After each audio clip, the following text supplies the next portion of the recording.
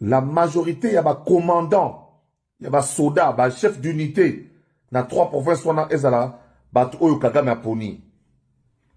L'élo mérite, il y a Félix Antoine Tshisekedi, il y a Mounene Ezamoko. Et ça y a kolobake, ce qui te tiki situation oyo bana 94, et ça ko persister. To continue en 2025, to signer l'issue ba accord.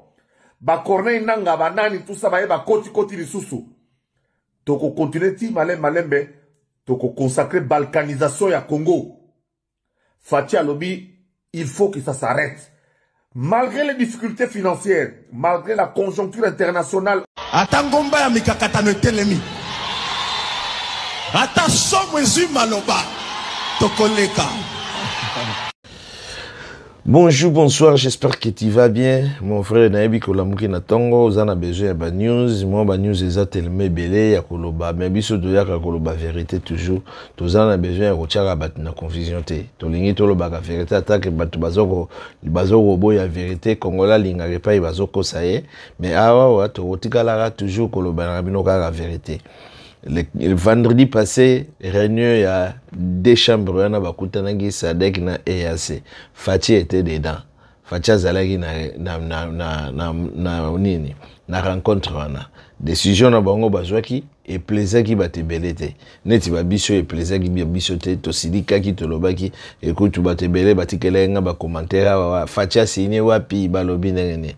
Mais gouvernement ezwaki en considération makambwana makamuni balobaki il faut bakena dialogue bakene bakutana isusu na ba M23 nde loko wana ezopesa pasi.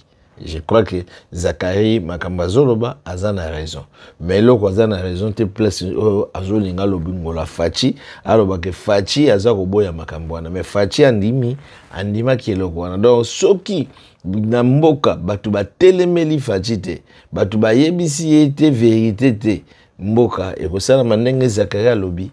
C'est-à-dire, togozonga na même système, bakokotisa bananga, bakokotisa ba M23, bakokotisa bango na nini, et le fait, na banza na salaki vidéo moko na moi, na yebisaki bino que ba major, même la police, que nini, bazaya kosidika, batebele, basepelite, basepeli na comportement anate, na nenge basinaki. Et Dieu merci, même Afrique du Sud, et c'est pas la décision on a tenu ba député il y a sud africain ba loba qui ba siri qui ba bino ba ku retirer mais en fin de compte ba o mona ke makambo za nango ya bango te ya Congo donc tant musu ba kozoba bon ba soda na bango bazonga ozomona bon oyebike ba congolais butoza na mo compréhension na ndenge na biso mutu na muta comprendre na ndenge ne Congola lingaka ba yebisa ye eloko ezo sepelise na matoi ke ba yebisa vérité c'est loko ezo boma batu belé surtout ba ndeko mingi bazalaka na ngaya.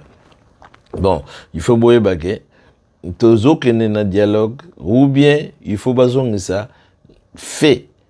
Comment ce qui fait peli mote peli a tozongi na bitumba wana makambo wana ya EAC to bwaki yango sinon te makambo EAC na Sadek Zakayaza na raison comprendre donc et ça c'est du foutaise donc batu wana bazata na souci ya ba congolais te ce qui to landi décision wana donc Fachi tele mama kasi il faut malgré ba ebiye ka retirer ne ba signature donc yambalo a retirer les signature wana sinon te en tout cas non topoli bon espoir que s'envoler te abnenge bazolo batana pasi atana ndenge toki otika Congo te stay tuned beaucoup tokozonga na bino na ba vidéo mosusu à suivre bye bye.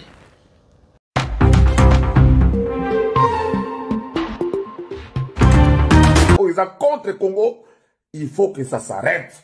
Pour que ça s'arrête, les 110 millions de Congolais doivent être debout comme un seul homme. Voilà pourquoi moi je suis contre la démarche à Senko. De toutes les manières, ils ont mis en scène, ce sont des Congolais, ils ont pris l'initiative. Comme les Ouazalendo aussi ont pris l'initiative, moi je soutiens l'initiative des Ouazalendo.